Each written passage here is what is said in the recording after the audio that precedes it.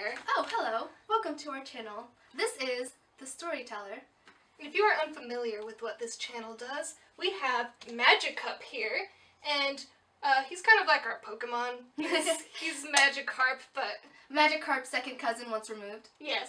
So this is Magikarp, and we take out random words, and believe me, they are random. Very random. There's some weird ones in there. Like, really weird. So, anyways, we pull them out, and we have to figure out how to make it into some kind of story. Now, let's begin. Do you want to start, Lindsay? Why, I shall.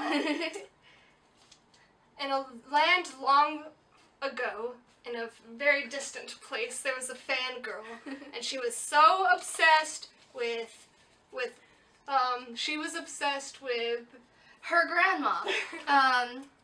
So her grandma was this nice old lady who lived in a house deep in the woods, and the thing that was unique about her grandma was she had a grandfather clock, and it wasn't. She was married to this grandfather clock. That's why that's where the word came from, because it was her grandma married to a clock. Therefore, it was the grandfather clock. So the grandma, she discovered this clock one day while walking in the forest near her home. She looked in a rabbit hole once, and there it was, just magically in the rabbit hole. I'm not sure how it fit, because grandfather clocks are kind of big, but it was in there. And so next what happened was she pulled out her handy dandy mug, and it had all the juice she could ever desire in it. This juice wasn't any ordinary juice, however. It helped her transform into blankets. She would sell herself as the blankets, pocket the money, and then in the middle of the night untransform herself back into a human and then run away. See, there was this mysterious man called Hagrid, and he was from some other universe. She wasn't sure where. And he apparently also had an obsession with grandfather clocks and decided to steal away the one from her grandma. Unfortunately, he heard footsteps coming, and that's why he shoved it down into the rabbit hole. One of the people that she had sold herself to as a rug, this time, a rug, not a blanket, his name was Aladdin. And he was very upset when he realized that his new rug had disappeared. And so he set out on a hunt to find it. Who else would he get help from than penguins? I mean, the penguins are so good at tracking missing rugs. Mm-hmm. So he hired them using his lies about having money, and they followed him to... Oh my god. To a place with a lot of boogers. This place was called Boogie Island.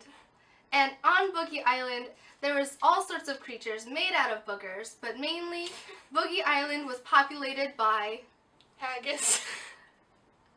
And I'm not sure why haggis was inhabiting this Boogie Island, but I'm sure there's a reason. It all has to do with toes. I mean, the story is getting like weirder and weirder. I'm not sure how it's going to end up. But toes, potatoes. Potatoes. So, long ago, humans populated this island. And when the humans would walk around on Boogie Island, the boogers would get stuck in between their toes. So they had nothing else to do but to cut off their toes, you see? And when they cut off their toes, this was a magical island, and the toes became haggis. And that's where the haggis came from. That explains why it's so disgusting. Mm-hmm. No offense to you, Scots. It all comes down to this. Aladdin was sludging his way through those boogers on Boogie Island when he heard this voice. And he decided to abandon those penguins because they kept getting stuck and they weren't able to move very fast, because you know how they waddle. So he heard this voice, and he just found it so enchanting that he started to follow it. He didn't notice that it was taking him across the water. He was walking on water. What? Turns out that he was walking on water because there was water slugs underneath him in the water, swimming, carrying him through the water to his destination, which was the rabbit hole, incidentally, where he found this grandfather clock. And, of course, that girl, she saw this mysterious man stumbling around her rabbit hole and discovered that her long-lost grandfather clock was within. She had to thank him, but all he could ask about was if she'd seen some kind of rug. And then she realized this was a guy she'd sold herself to. And then she just had to say, boys are dumb.